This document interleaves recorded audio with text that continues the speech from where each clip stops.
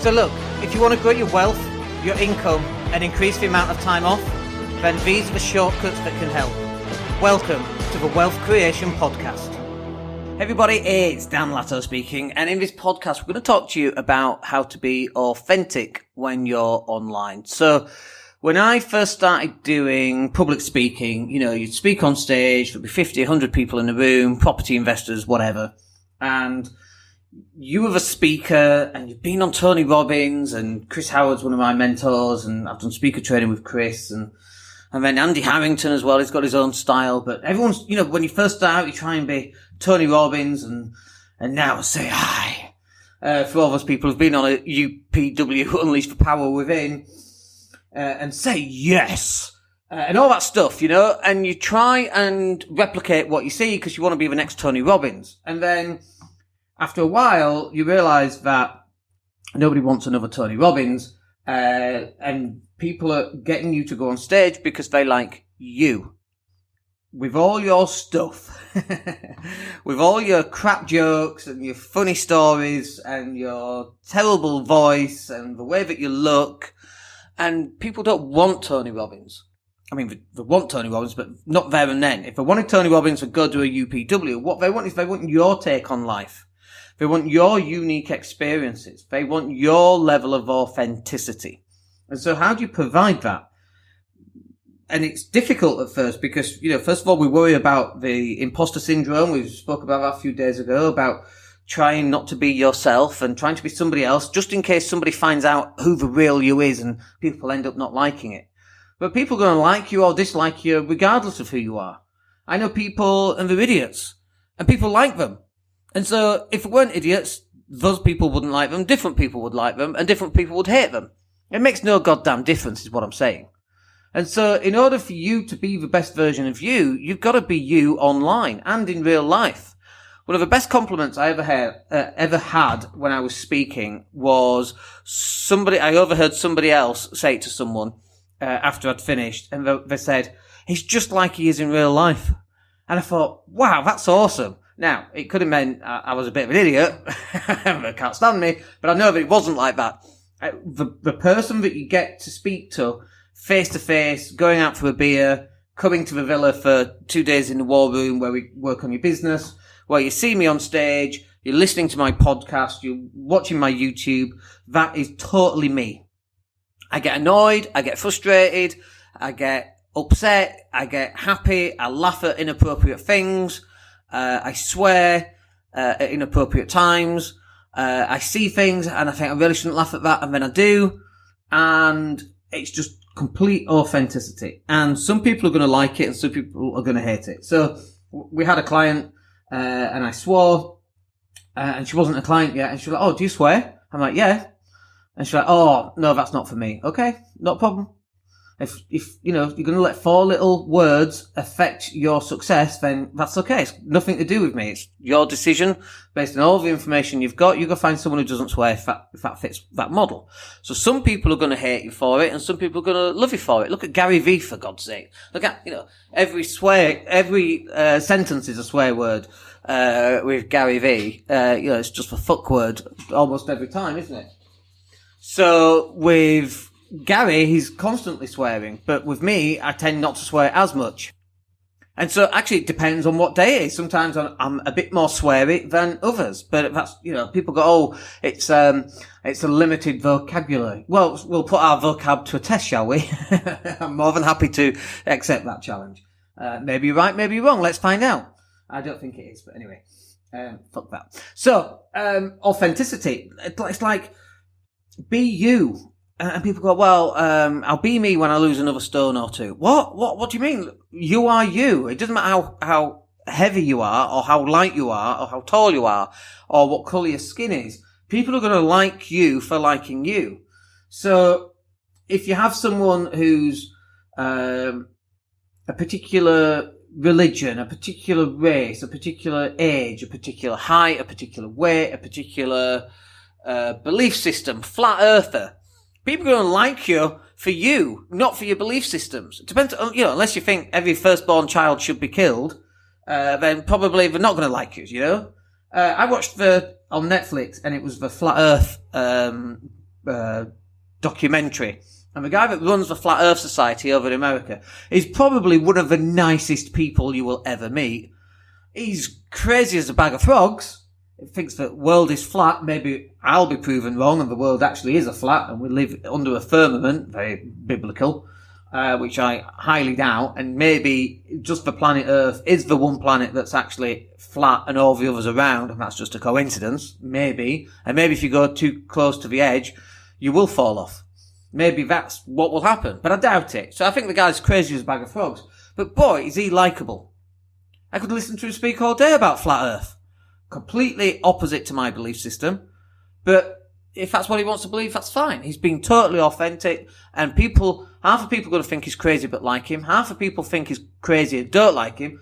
And the other half, I know that's 3 halves, the third half will think, yeah, this guy's, not only is he nice, he's 100% on the ball. Kyrie Irving, who used to play for the Boston Celtics, now plays for a team in New York, I forget which one, thinks the Earth is flat. And Shaq was on about, yeah, Earth is flat, Shaquille O'Neal. It's like, what? Crazy. Nice people. Uncle Drew, very nice. You know, Uncle Drew on the Pepsi commercial is Kyrie Irving. We dressed him up as an old person. But this is being authentic. Me rambling like this is me being authentic. And be authentic. If you've got a monotone voice, that's your voice. You know, you shouldn't be changing it. Like, you can improve it in some ways, but then you can go, you know, too far out of being you, and then it's no longer you. So if you've got a monotone voice, and you want to go, you know, improve that voice, you can add intonation and all this wonderful language like I'm doing right now, and boy, this sounds really inauthentic. So don't do it, God damn it. Stick with the voice that you've got. People talk about my accent. They go, oh, you don't sound like you're from Leeds. I'm like, you are kidding me, right? I've got a very broad accent. But maybe I have changed it. But then, over time, because whenever I went to London, people were like, hey up lad, you know, very northern. And maybe I changed it for London because I felt at the time, 16 to 18 to 20, around those sort of age groups, that I felt that it wasn't doing me a service. And maybe I changed it over time. But actually, this is just how I speak now. Maybe when I go back to Leeds, I'm a bit more northern. Quite possibly so. But that's just an environmental thing, as opposed to me changing to fit into a particular situation or scenario. And the key here is just to be yourself. Some people are going to love it. Some people are going to hate it. Screw them. Who gives a damn? See, I nearly swore then, but we talked about swearing, so I didn't.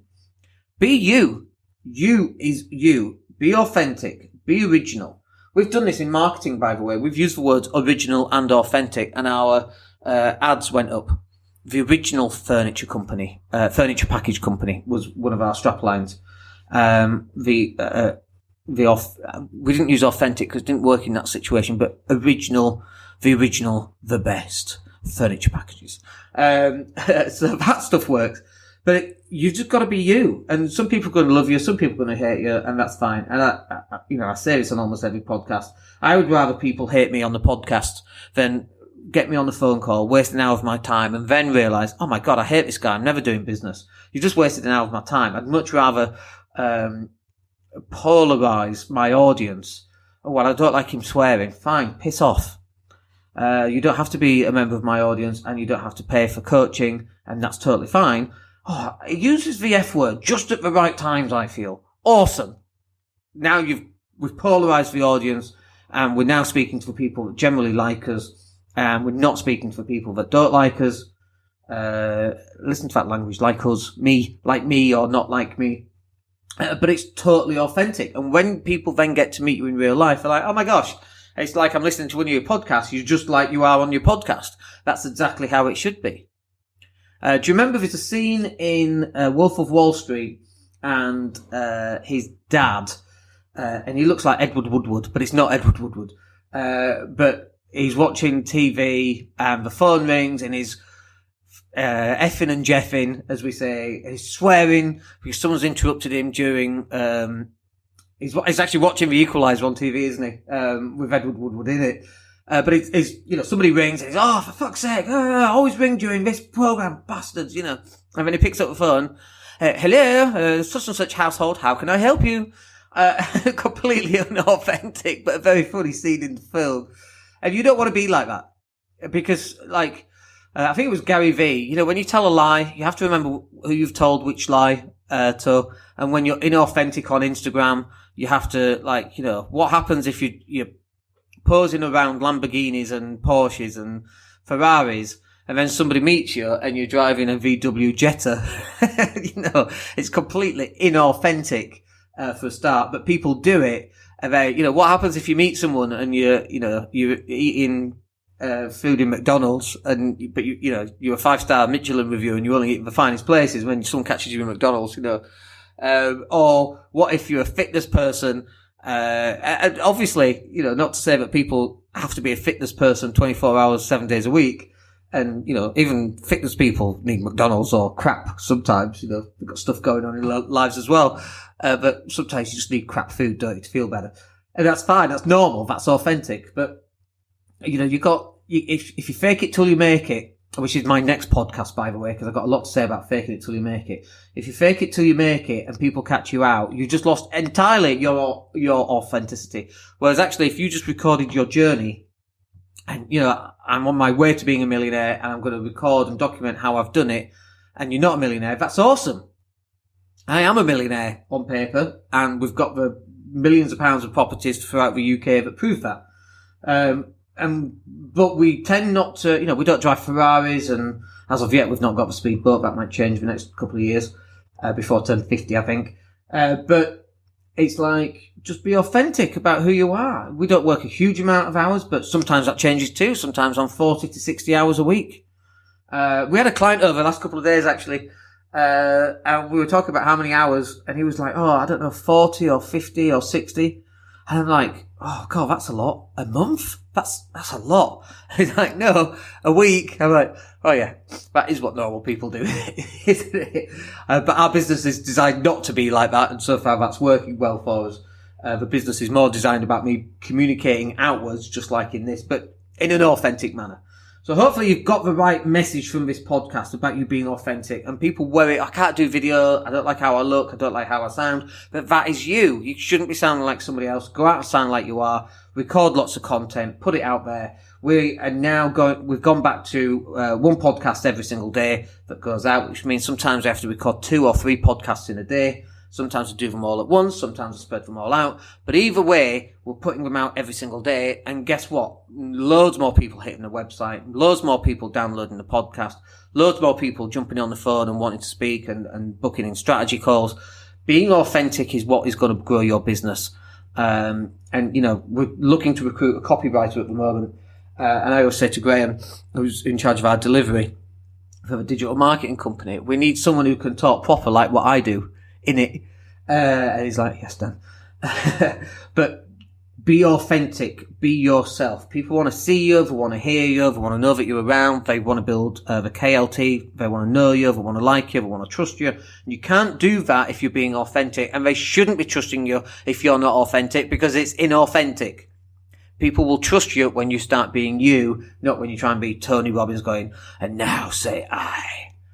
Alright, I hope that's useful for you. Be authentic, folks, and catch up with me in the next authentic podcast. My name's Dan Latto. We'll speak to you soon. Take care. Hey, it's Dan here. Thank you for listening. Really appreciate each and every one of you. Please click like or subscribe to the entire podcast.